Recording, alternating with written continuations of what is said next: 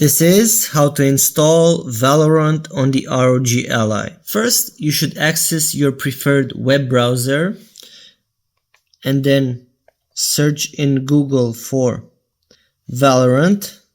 Go to the official website. Go to Play Free.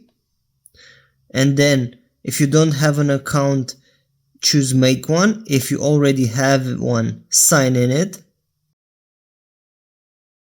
Once you have logged into your account, hit the play free button again.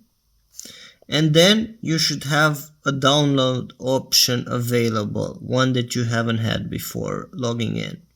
Hit download, hit your birth date, and download again. Once the client has finished downloading, open it.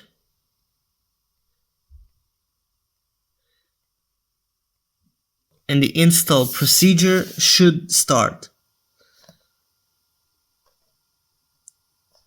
Hit install to install on the default C location. If you want to change the install location, go to advanced options, and here you can select another folder path. But this is alright for us right now, and hit install. Hit yes again in order to confirm the right client installation.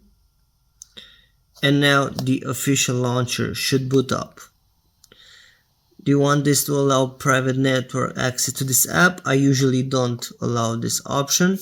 Then make sure to log in again on the client page.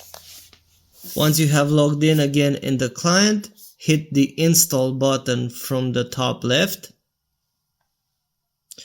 Now you have to select the install path for the game itself, not for the client, which we have previously done. I will use the default locations and then install again. Hit yes. As you can see, Valorant is now downloading and updating to its latest version. Once this is done, a play icon will appear over here and you will be able to play the game on the ROG Ally.